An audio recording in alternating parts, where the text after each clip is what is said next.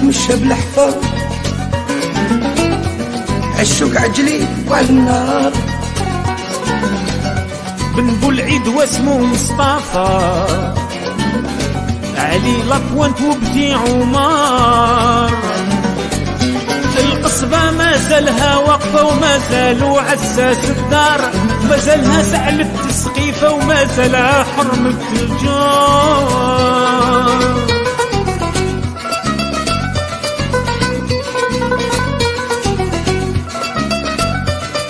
أنا يا بلادي راني عارف، هما ما كانوش عارفين. دهشو نهار علي ما توقف، احنا عادتنا نموتو واقفين. نموتو على النيف والشرف، نموتو على الوطن والدين، علمنا بلا ريح يرفرف، احنا هما الجزائريين.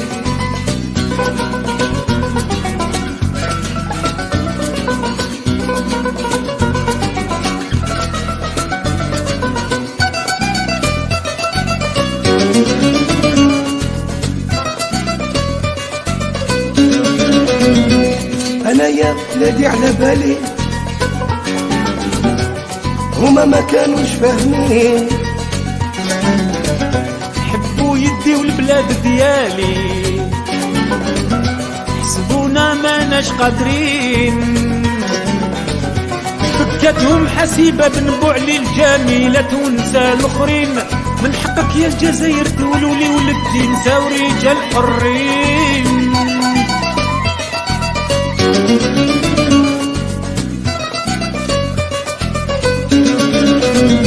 أنا يا بلادي سمحيلي، ما قدرتش نذكرهم كاملين. واش نذكر واش نخلي، شهداء رواحهم طاهرين. مازالهم في قلبي وفي بالي، ربي يرحمهم أجمعين. والقصبة مازالها ديالي، وسط الدار والعرس واقفين.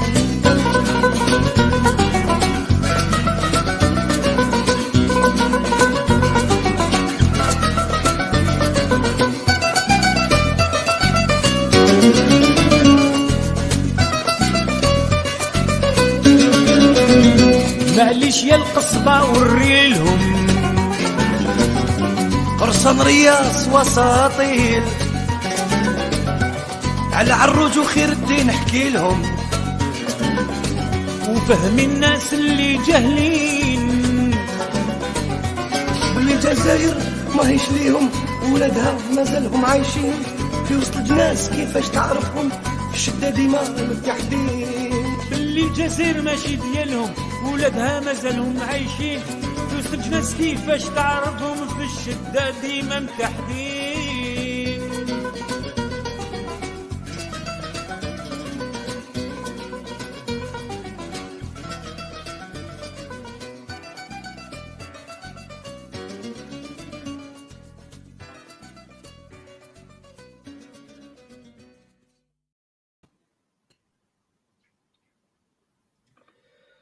Good evening, Jazair Hope France and everyone, and thank you for joining us for this special event, 1 year after the start of the Israeli genocide on Gaza, which has claimed the lives of 50,000 Palestinians, including more than 16,000 children. We are faced with the critical questions. Are we witnessing the end of the Israelis' economy and the Zionist settler colonial project in Palestine? As early as February 2023, even before the violence reached its peak, the slogan "from a startup nation to a shutdown nation" echoed in the protest across Israel, criticizing the direction the country was heading. Tonight, we will delve into the economic repercussions of this genocidal war on the Israeli state, the massive business bankruptcies, the flight of foreign investment, and the exodus of over 500,000 Israelis. We will also examine the impact of the international boycott, divestment, and sanctions movement, BDS, which aims to pressure Israel into complying with its international obligation. To discuss this in depth, we are honored to have with us Dr. Shear from Germany, economic researcher, author, and journalist specializing in the strategies to hold Israel accountable through BDS mechanism. Please join me welcoming and thanking Shear for talking to us this evening. Shear, welcome and thank you for accepting to talk to Jazair Hope. Thank you very much for having me. Great. So without further ado, let's get into the heart of the matter. We will start by reflecting on 1 year of turmoil and the aftermath of the October 7th attacks.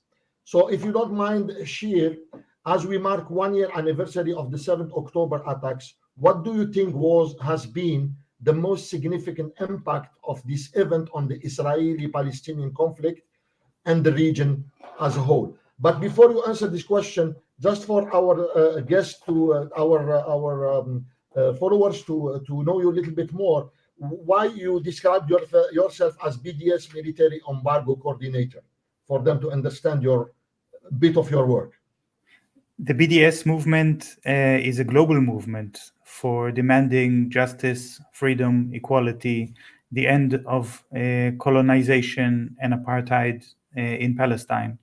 And the BDS movement has millions of supporters and participants around the world, but it also has a coordination. The coordination of the BDS movement has to be Palestinian, of course. And I am very honored, even though I myself am not Palestinian, but to be chosen by the Palestinian leadership of the BDS movement, which is called the BNC, the Boycott National Committee, to coordinate the military embargo campaigns, which is part of the BDS movement. And there are campaigns like this all over the world. The campaigns themselves, people who try to stop the weapons to Israel. And also in Algeria. But of course, in every country in the world, these people are having their own campaigns and they're making their own efforts. But it's important to coordinate between the groups. This is my role, to make sure that everyone knows if there is a ship which is carrying weapons to Israel, we need to know all the ports that this ship will go through, so that in every port there will be a protest. So they need to tell each other, and that's what I do. Great, thank you very much. So let's not get into reflecting on one year of turmoil and the impact on the Israeli-Palestinian conflict, as well as in the region as a whole. I think a lot of people who talk about October 7 as a moment of great surprise. It's true that the Israeli regime was taken by surprise. The Israeli military was surprised by the attack on October 7. But the fact that they were surprised is not a surprise. This has happened before. It's part of the colonial arrogance that they think that Palestinians will just continue to accept an unsustainable and constant suffering living under a regime of occupation and apartheid. And of course, Palestinians will not accept it. And they will find ways to resist. There are many ways to resist. And among these ways, there is also the resistance by use of arms, of weapons. So the Israelis have no right to say we didn't know it could happen. But they did. They were surprised, nevertheless. This is not the interesting story. The interesting story, I think, for me at least, is the response from Israel. And this is what surprised me. Because from the very beginning, the Israeli government decided to act not to defend against the Palestinian resistance, but to try to exterminate the Palestinians in Gaza, to call for dehumanization of all these people, and to call for starving them all to death. This is a call for genocide. It's, of course, illegal under international law, and it has never happened before on such a scale, on such a level. It's not only surprising that the Israelis did it against Palestinians, it's also surprising because it's the first time in history that we have a genocide which is broadcast live, which is reported as it is happening, because the soldiers themselves are carrying cameras and showing how they are killing, how they are looting, how they are dehumanizing Palestinians, torturing people, and they just have no shame. They publish it all. And of course, it's significant because normally the Israeli authorities and the Israeli institutions and the Israeli soldiers are more careful. Normally, they know that there is consequences if they do these kinds of things, and they try to hide, and they try to be careful, and they try to claim, no, we are only defending ourselves. No, we are only using force according to the limitations set by international law. But now they're not doing that.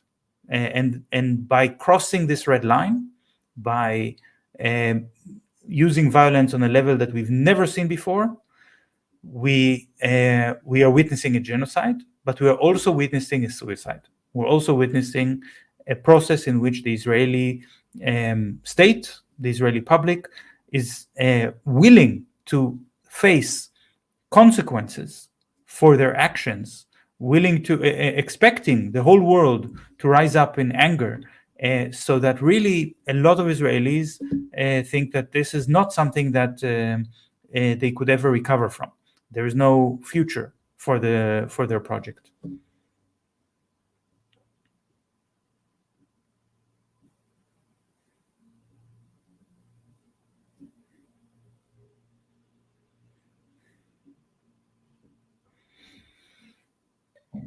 Hi, Shir. Sorry, ladies and gentlemen, I had a connection problem. I don't know where I left you. You left me. I finished answering your question, and Okay, then thank I waited for you only 3-4 seconds. So it's good timing. You came back. Okay, timing was good. Okay, excellent. So the next question was in the heart of the topic of today, Shir, is about the Israel tech exodus, the decline of the startup nation and its consequences. So you have highlighted the dire economic situation in Israel, including the exodus of talent and the closure of international tech companies' branches. Given this development, how do you see this affecting Israel's standing as startup nation in the global tech industry, and what are the long-term consequences for Israeli population if the current government's policies remain unchanged? So you mentioned in the introduction the slogan "From startup nation to shutdown nation."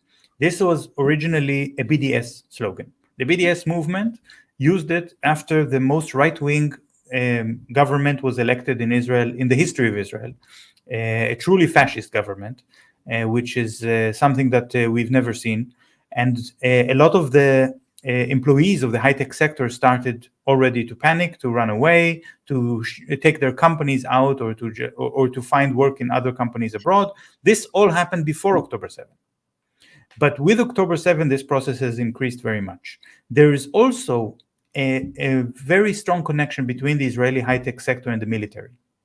This is really the niche of the Israeli high-tech sector compared to the high-tech sector in other countries, that they specialize in surveillance, in warfare, in targeting people, and in controlling civilians. Once the Israeli military is suffering military defeat, once they are not able to create security for their own citizens, then of course the customers of these technologies become very skeptical. And this is a crisis of their marketing system. This is a crisis of the whole sector. And this is also the group of people within Israeli society who have the most possibility to leave. Because people who are highly educated and highly trained, if they are looking for a job in another country, they have a chance to do so. After October 7, the international investments in the Israeli high-tech sector dropped by more than 90%. 90%.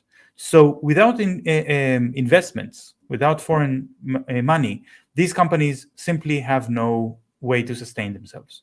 I heard many people from the management of these companies, from these high-tech companies, are saying, we get pressure from our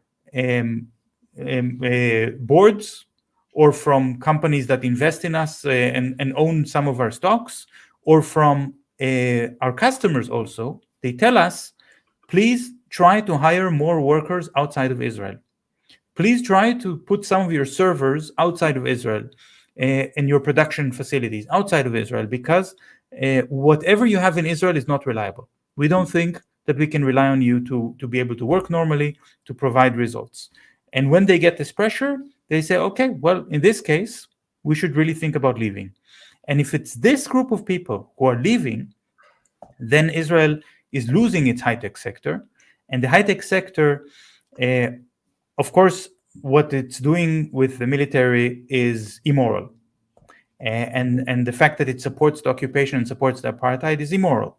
But from a purely economic point of view, we have to say this is the part of the Israeli economy which contributes the most to the Israeli growth, to the Israeli production, to the Israeli trade, more than all the other sectors of the economy. If this sector falls, all the economy falls. Excellent. And can you tell us a little bit more about the topic of people flying out from Israel? Is it real? Is it that bad, or is it just normal of what we have seen over the years in Israel? You mentioned in the introduction more than 500,000 people. The truth is we simply don't know. Normally, it's very easy to know because you have at every border crossing in the airport or on the land border crossings a registration of how many people come in, how many people leave, go out, and you can measure the difference. And now this is not working because the Israeli state institutions are not functioning, and the Central Bureau of Statistics has lost a lot of its staff because they left the country. So it becomes a situation where so many people are leaving that it's impossible to count how many are leaving. It's absurd, but this is what we're seeing now. There are different ways of people who leave. A lot of them, I think the majority, when they leave, it's not that they say, okay, I have no future in this state, I'm going to sell everything, take my family, go leave and never come back. People, it's very difficult to bring yourself, after living your whole life in one place, to say something like this. Most people say, look, this is a dangerous situation. We don't know what's going to happen. I don't want to send my children to school in a situation like this. The schools are dangerous physically, but also there is a lot of incitement and racism and violence and anger. It's not, I don't feel comfortable here. I don't feel safe here. Let's go on a long vacation. Let's go find some opportunities abroad if we can. Take our families. But what we do see now, which I've never seen before, is that people are leaving not just as individuals or just one family in one family. They're also leaving in a coordinated way. You see groups of people, they form large groups on Facebook, for example, and they coordinate and they say, let's all go to the same town in Cyprus. And there is a town in Cyprus where there are so many Israelis that you hear Hebrew on the street. And I have a friend who also moved to this town in Cyprus. And this is a story that will tell us maybe something about what kind of people are leaving. Because usually the people who leave are very critical of the government. You know, they think differently than the government, and they are not. They don't consider themselves to be very strong Zionists if they're willing to leave Israel. Yes. But now my friend is telling me that she could not stay in Cyprus because she criticizes the genocide. She calls to stop the genocide, and she was afraid that all of these Israelis that are now living in Cyprus will attack her and kill her, and she had to run away. So they came to Cyprus not as an ideological statement. They just came out of very practical considerations in a coordinated way, but they continue to think politically what they thought before. Okay. And this is really a new phenomenon that we've not seen before, to try to see what kind of people. One more thing I wanted to say about the statistics, about the numbers, because there is also a measurement where the Central Bureau of Statistics and the Israeli National Insurance Institute, they try to measure if people leave and they stay for a long time. Because you don't know if somebody left on vacation or if they left really to live somewhere else. So they have a measurement of how many people left and didn't go back after 1 year.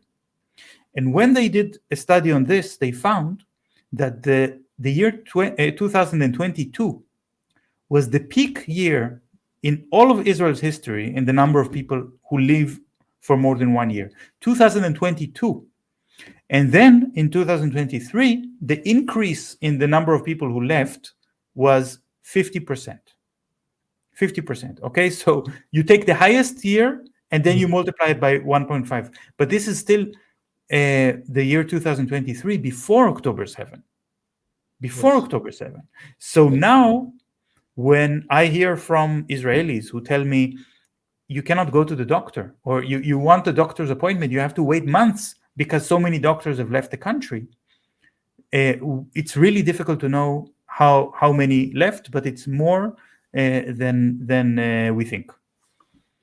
Yeah, this is very extremely interesting and quite extreme. So this is a trend that we need to follow also. I would like we reflect now on the recent cyber attacks on Lebanon and quote unquote the technological superiority of Israel. Indeed, in your recent article, is it the end of Israel economy? You mentioned that Israel's reputation as a tech powerhouse is at risk. Recently, there have been reports of cyber attacks, not reports actually, factual attacks on Lebanon, which some argue demonstrate Israel's technological capabilities, while others see them as unethical actions. Do you think these attacks are indicative of Israel's technology superiority or a reflection of its ethical decline? And is there a link between these actions and the economic challenges Israel is currently facing? It's difficult to talk about ethical decline in a situation of an ongoing genocide. So a state, a government which is willing to starve children to death, if they are willing to hide explosive devices within electronic devices in order to injure and kill people, this is of course unethical, immoral, it's a war crime, but it's not the worst that they are doing, because there doesn't seem to be any bottom to what they're willing to do. But let's be clear on what we're talking about in terms of the technology. The technology here is to take a company which is not an Israeli company. As far as we know, it's a Hungarian company, a subsidiary of a company based in Taiwan, which is the one which manufactured these devices and had a contract to provide the beepers. And so there was no cyber attack. What there was a sabotage by hiding the bombs in the products that were made by this Hungarian company. This is not any kind of new technology. It's certainly crossing a red line ethically, but I think maybe more important for our conversation, it's crossing a red line legally, because there is the International Protocol for the Prevention and Control of the Use of Mines. And Article 7 of this protocol prohibits the use of concealed explosives in electronic devices, very clearly. And this protocol, Israel has signed this protocol, actually. So they signed that they commit not to do these things, and then they do it anyway. But they did it on September 18. What happened on September 18? There was the vote in the United Nations, in the General Assembly. And the majority of 124 countries, that's more than 2/3. Only 14 voted against, okay? Just to give you an idea. This vote adopted the ruling of the International Court of Justice, the ICJ, from July 19, which said, Israel is an apartheid state. The occupation is illegal. Any kind of support to the occupation is a war crime. It's prohibited. Other countries have a responsibility not to support the occupation. And the United Nations adopted this resolution and said, we are going to impose sanctions on Israel, including a military embargo. Okay, this is the text of the UN. Do you think that the Israelis didn't know what's going to happen? Of course they knew what is the resolution that is tabled at the UN General Assembly. Did they not know that it's going to pass with a big majority? Of course they knew it's going to pass with a big majority. This is not a secret. So they already understood in this moment, what do they have to lose? The whole world is going to impose sanctions on Israel. There is going to be a military embargo. Their Israeli officials will have arrest warrants against them. So Israel has no defense anymore on the legal level. So why not break another treaty? Why not go and commit another war crime? What do they have to lose? This is the context of this attack on Lebanon. It's not a sign of strength, it's a sign of weakness. And more generally, Shir, it's important that we stay a little bit more on this question, because there are a lot of talks that Israel has superior technology. Is that right? Or isn't it just that Israel is using technologies that everybody has, but because of its lack of ethics, they cross the lines while others they don't do? I mean, this is a topic that we can talk about for many hours, because one of the signs, I think, that is really an indication of the Israeli, what we call Israeli technologies, or the Israeli technological style, if you want, is that they don't make a distinction between science and technology. And science and technology is not the same thing. But if you mix them together, then what you're really doing is focusing on the product. You're only focusing on creating a certain effect. So if we're thinking about technology like cyber technology, the ability to hack into phones using spyware, I don't agree that everyone has this, but certainly the United States has it, and Russia has it, and China has it, and some other big powers have it, and Israel also has it.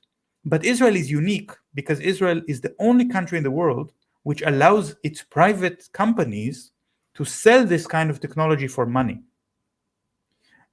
Because of the structure of the Israeli arms industry, the government has to give export permits to its private companies to distribute technology, which normal countries try to restrict it very carefully because it's so dangerous. And Israel is not controlling it and allowing to and selling it around the world. Now, this is what makes the Israeli technological sector unique. It's not advanced technology, but more the willingness to cross a red line. And the other thing is, of course, the training and expertise that these Israeli companies use, because they test these technologies on Palestinians. And here there is a lot of disinformation. There's a lot of disinformation because people think that these technologies, because Israel is using them against Palestinians, make them into strong military technologies. But in fact, Israel has never used those technologies in actual war. They use them only against civilians. So the question is, what kind of technology it is? There is an Israeli arms company called Rafael. Rafael is making a missile which is called a Spike missile. And the Spike missile is sold around the world. It's sold also to countries that are neighboring to Algeria, like Morocco and Spain, buying the Spike missile, and they call it an anti-tank missile. And the United States want to sell this missile to Ukraine. Israel says, no, don't sell it to Ukraine. We don't allow you to sell it to Ukraine. Why? Because the missile has never been used against a tank. Never in history. It was only used against houses, against people, against cars, to kill civilians who could not defend themselves. And the Israelis are terrified that if the Ukrainian army will use this missile against the Russian army, everyone will see that the missile is not an anti-tank missile at all. It's an anti-human missile. So that's something that we always have to bear in mind when we think about the Israeli military technology and if it's really advanced or not. Great, thank you very much. So bottom line, we are far from talking about superior technology or whatever. It's most of the time lack of ethics compared to other technological powerhouse. My last question share, if you don't mind, is related to the prospects that we can would like to have your views on both the economic and the political prospects. In the same article, you suggest that the Zionist project may be reaching its end. Actually, it's not only you. I had Ilan Pape, and I had also Vijay Prakach, and I have read about others. A lot of lecturers and geopoliticians are predicting that the Zionist project is reaching its end, and that a new democratic system based on one person, one vote could be a solution in Palestine. What will be the economic implication of such political shift for both Israelis and Palestinians, and how realistic is this scenario in the current geopolitical context? But before that, please explain why you think that this Zionist project is reaching its end. I think the Zionist project is reaching its end because not only people like Ilan Pape and Vijay Prashad, who are not Zionists, they are leftists and they oppose the Zionist movement. They think it's coming to an end, but they're not the only ones thinking this. Also, the Zionists are thinking this. And I hear Zionist historians and intellectuals and professors who say the idea of Zionism was to create a safe space, a safe place for Jews in Palestine. It failed because Jews are not safe in Palestine. So why should people support the Zionist project anymore? Or even if they support it on an ideological level, they don't believe it has a future. So this, I think, is really a change in the perception, where the vast majority of Israelis today, they believe that the Israeli adventure in Lebanon, the invasion and the mass bombing is not going to bring security. It's not going to help their situation. It's only going to cause more war and more death, also on the Israeli side. That's what most of them think. Most Israelis believe that it doesn't matter how many more months Israel will continue the massacre in Gaza and the mass killing, they will not defeat Hamas this way. That's what most Israelis think. And yet they see the government doing it, and they don't think that they can change anything. They don't think that the Israeli government is acting rationally. They don't think that the Israeli government is listening to the public opinion. So they become despaired. And if they despair and they don't think there's a future for the Zionist project, then there is no future for the Zionist project because it's up to them. Absolutely. But now let's talk about what's going to happen, because now it's up to us. I cannot tell you what's going to happen, what will be the future. I don't know the future, but I know that we can do something to try to achieve the future that we believe is better. Your show is called Jazair Hope. Let's have hope.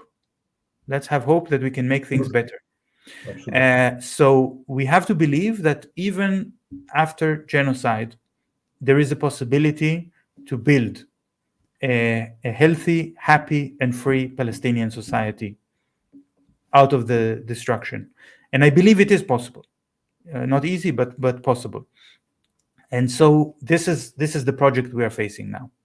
And it's not for me to tell the Palestinians if it needs to be one person, one vote, like one democratic state or two states or three states. This is not the important issue, right? The important issue is that human beings and also collectives, also nations, have rights.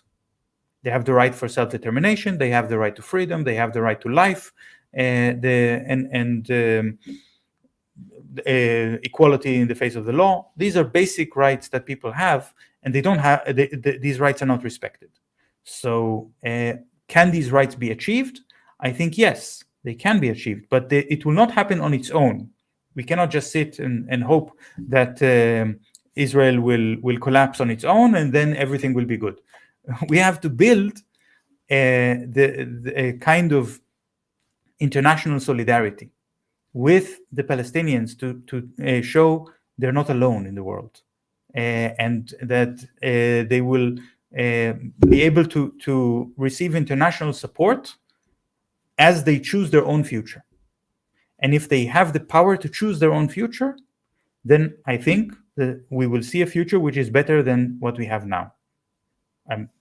In that sense, I am hopeful, and I hope that the viewers of this show will also be hopeful in this way. Let's hope for that also. But just to one last question about the prospects. What do you think is the outcome of the current situation, particularly the government, Netanyahu and his government, and what is their strategy? What is their aim? Is it just running to the future, or do they have a strategy?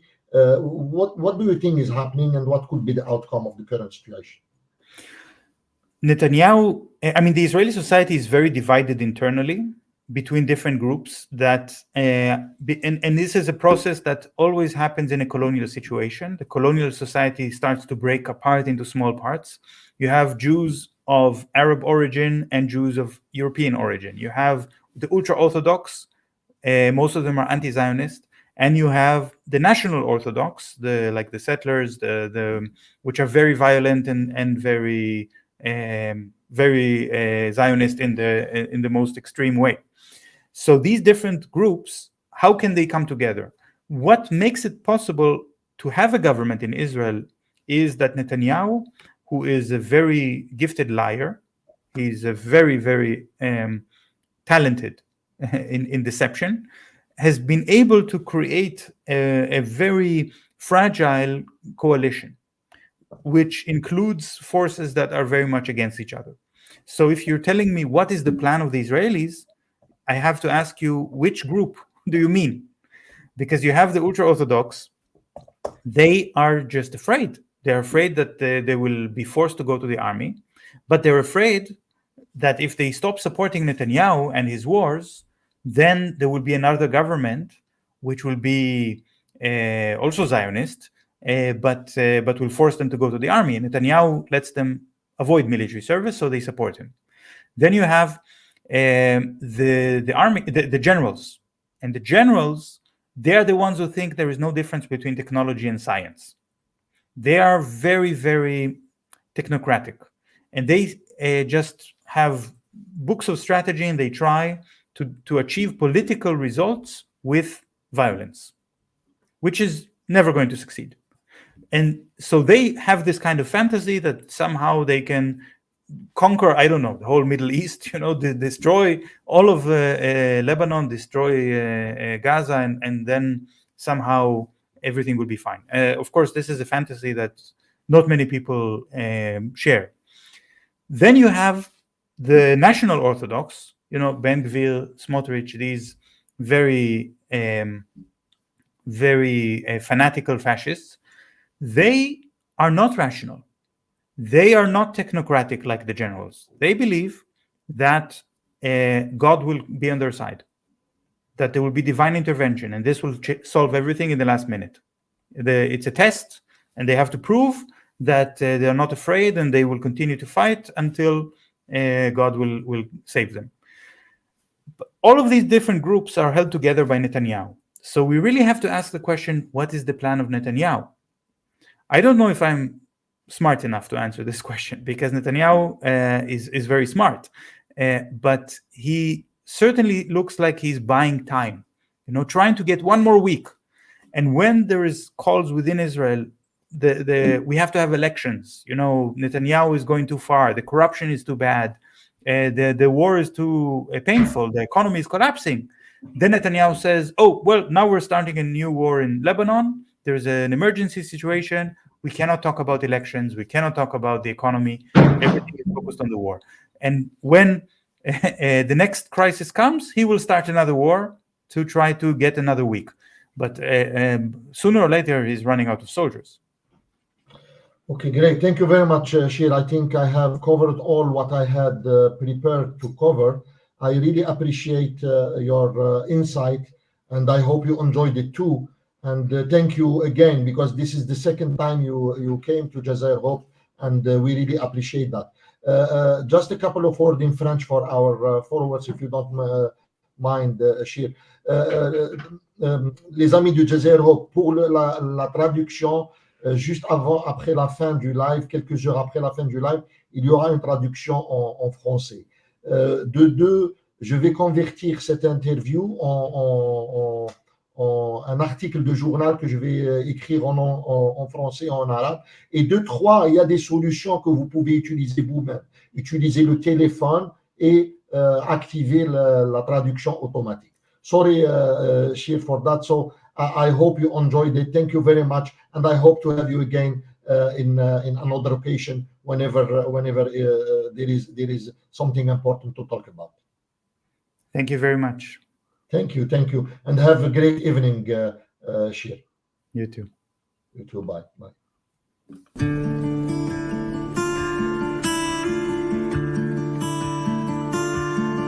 حبك حكاية يا للناس، انت رواية كلك إحساس.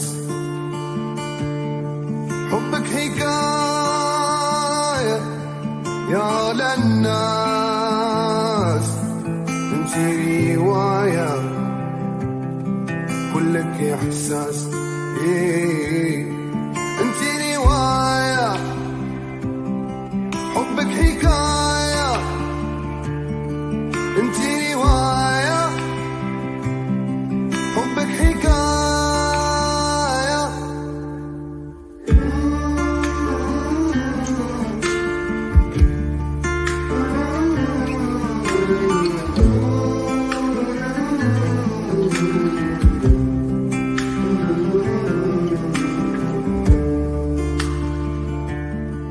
مدة وسنين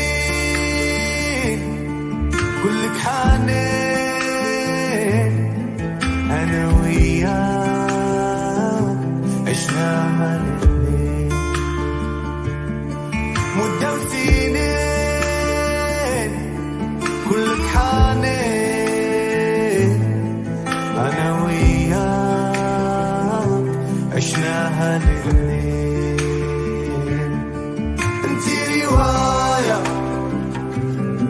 حبك حكاية، أنت رواية، حبك حكاية، أنت رواية، حبك حكاية،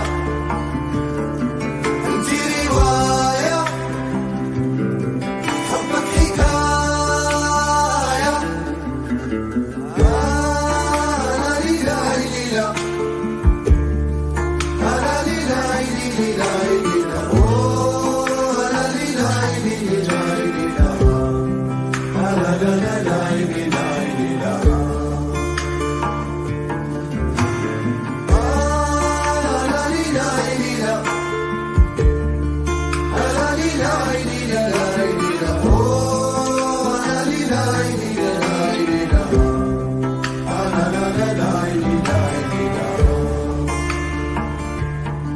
انت القمر